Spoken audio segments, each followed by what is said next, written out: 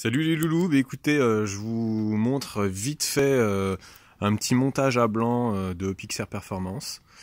On voit, ça c'est celui que vous connaissez pour les anciens, ils ont celui-ci, avec l'entrée d'eau qui se fait ici. Là c'était le dégazage, et on voit derrière que c'était la sortie. Le nouveau, forcément il est rouge. On a l'entrée en façade et on a encore la sortie derrière. Ouais, ça c'est voilà, c'est pour le nouveau. Donc petite mise en place d'abord. Bon il faut essayer voilà d'enlever au maximum la face avant. Je vous détaille pas comment on enlève. Il y a des vis sur le dessus ici. Il y a deux vis dans l'aile avant. Faut retirer garde-boue.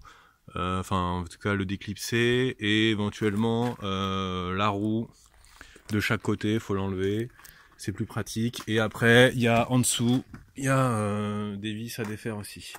Bon, on passe ce chapitre.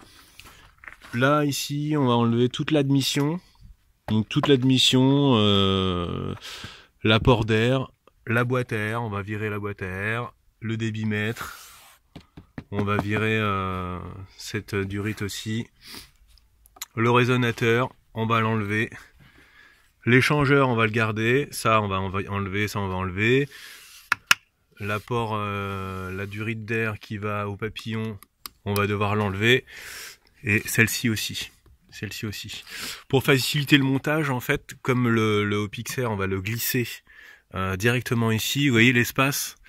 L'espace est pas très grand. Moi je vous conseille pour le montage d'enlever cette pièce là. Voilà, la pièce c'est en fait normalement c'est un support en fait pour porter le moteur. Vous l'enlevez, vous déclipsez ici les durites d'essence, enfin d'apport d'essence. Au maximum faites-vous de la place. Je sais que moi il y en a une aussi que j'enlève qui est en dessous quand on a dégagé cette pièce là. Quoi d'autre? Moi je mets un petit chiffon.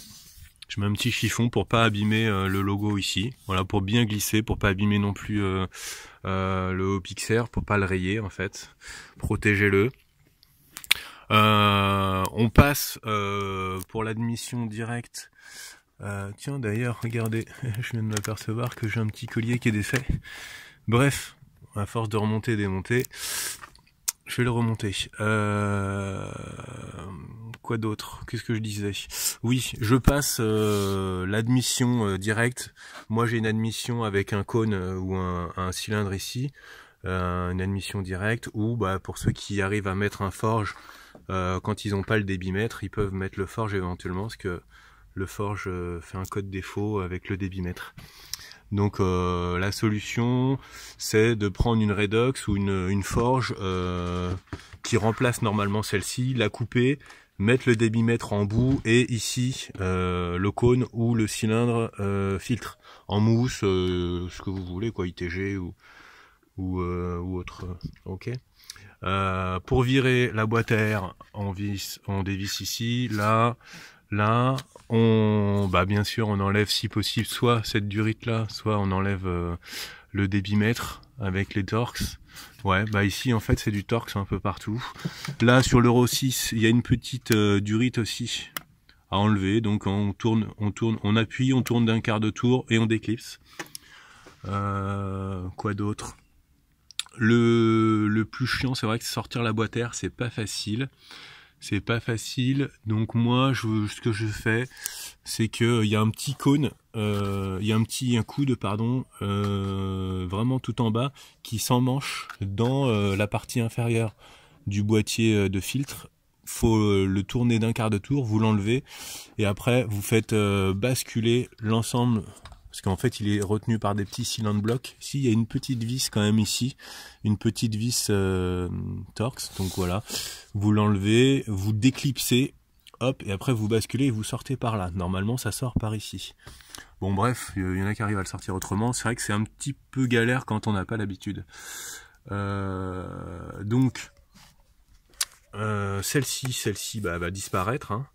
Elle va disparaître, pourquoi? Parce que quand il y aura le Haut-Pixar Performance ça va prendre la place de la boîte à air, et ici sera en fait l'entrée d'air du turbo. Donc on partira de là, on va aller ici, je vous montre, hop, par exemple, voilà, globalement, hein, je vous montre globalement, que je me trompe pas de sens, voilà, hop, pas facile avec le téléphone, donc voilà, ça fera à peu près comme ça, et ici comme ça, voilà, ça ferait à peu près comme ça, voilà.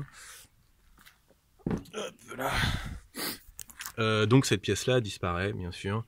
Vous pouvez récupérer les colliers. Il y a des colliers ici à récupérer aussi. Vous pouvez récupérer ceux-ci. Ceux-là aussi. Moi, je récupère les colliers d'origine. Ou sinon, il y a des petits colliers voilà, qui sont fournis.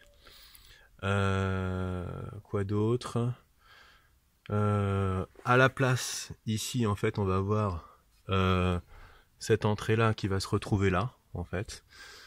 Donc ici vous allez mettre cette petite durite là à la place qui va s'emmancher dans la sortie de l'échangeur d'origine qui sera transformé en radiateur, et ici de ce côté là vous voyez, hop, petit orifice coudé qui va venir dans la direction en direction du vase d'expansion d'origine du véhicule. Hop hop. Quoi d'autre? Voilà, petite durite silicone ici en fait, voilà, ça va être pardon, voilà, ça va se présenter comme ça va s'emmancher en fait ici là, comme ça là, hop, donc ça va se présenter là, tac, et ici on va rattraper notre petite durite comme ceci, voilà, qu'on va enfoncer dedans, pop, voilà, comme ça on va pouvoir circuler le liquide. Le petit T qu'on voit en fait, c'est pour rattraper, voilà, ce vase là, ce petit vase de dilatation, voilà, ça vient dedans. Alors on peut le mettre, soit le glisser au-dessus de l'échangeur, ici, ou le mettre ici là, à la place de cette pièce là, voilà, hop. Ici, comme vous le sentez, hein, c'est vous qui verrez.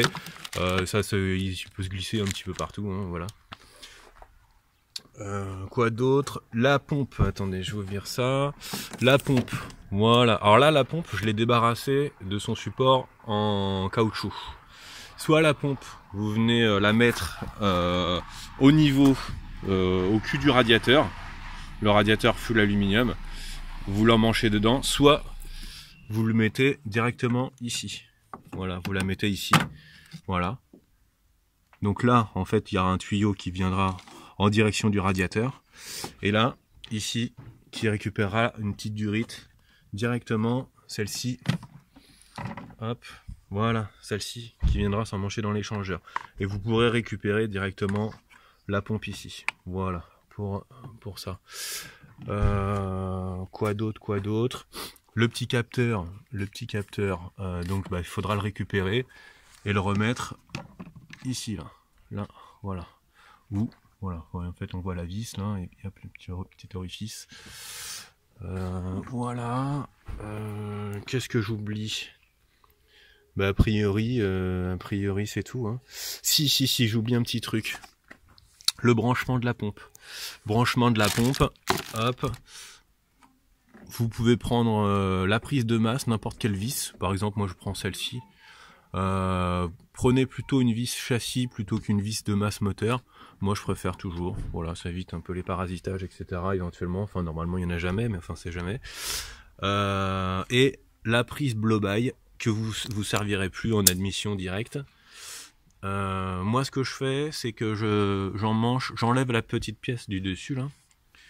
Voilà, et je mets mon fil étamé directement dedans. Je l'enfonce dans le rouge.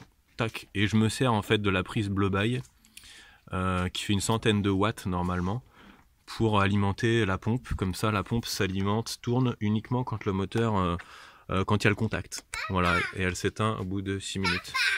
Oui, ma petite Loute. Attends, je fais une petite vidéo, ma Loute. Attends, je te fais un petit bisou. Voilà, comme ça vous avez la voix de ma fille sur la vidéo, impeccable. Pour verser, pour verser un petit peu le liquide quand vous aurez fini le montage, moi je vous conseille de défaire cette petite durite là, laissez celle-là en place dans l'échangeur. Voilà, là il y aura une petite prise à visser, ça viendra s'emmancher dedans. Vous déferrez ici, hop, et du coup vous aurez un tube qui reviendra comme ça, et à la place de cette pièce là vous mettez un entonnoir. Vous mettez un entonnoir, avec l'entonnoir vous versez votre liquide de refroidissement dedans, hop, et vous allez entendre que bah, ça glougloute, ça glougloute, ça glougloute, et puis ça peut sortir par ce petit orifice, voilà, ça peut sortir, donc vous mettez un petit linge pour prévenir que ça aille pas dans les puits de bougies ou sur les têtes des bougies, voilà. Quoi d'autre, oui. Le Hopixair il repose sur une mousse, donc la mousse, je l'ai pas là. Bon, bref, ça c'est une petite mousse, hein, pour ceux qui avaient en roll kit, ils auront la petite mousse avec. Moi, je protège en fait le faisceau là. Là, il y a un petit faisceau des bougies d'allumage. Donc, moi, je protège en fait des vibrations avec cette mousse là. Je le mets sur le collecteur d'admission et je reviens. Hop, derrière. Je reviens en fait, ça fait une petite cuvette en mousse en fait. Et la mousse, je la fais déborder jusque là, à peu près. Voilà, pour pas que ça se voit trop non plus. Et aussi, il faut bien faire attention derrière là. Derrière, on a très vite, juste de ce côté-là, à gauche là, on a très vite la carrosserie qui peut venir en contact sur des retours moteurs quand ça bouge un petit peu sur son axe. Donc moi je vous conseille de faire venir la mousse aussi jusque derrière là. Ça c'est si votre échangeur est monté trop haut. Pour ça qu'il faut bien le comprimer et après vous serrez les colliers de fixation des durites d'air pour bien l'emmancher dedans, pour bien l'abaisser au maximum. Voili voilou.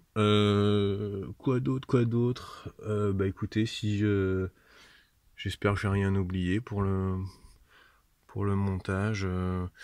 Montage du radiateur full aluminium. Bon, bah il faut faire des petits trous dans la traverse à l'avant. Faire des petits trous dans la traverse à l'avant. Et puis c'est tout quoi. Il y a des petites photos que j'avais mis déjà. Voilà. Bah, de toute façon, pour ceux qui auront des questions, bah, vous m'appelez ou vous pouvez me joindre par mail ou sur le forum Hopixair Performance, enfin le forum 208gti.fr ou sur Facebook Hopixair. Voilà. À plus.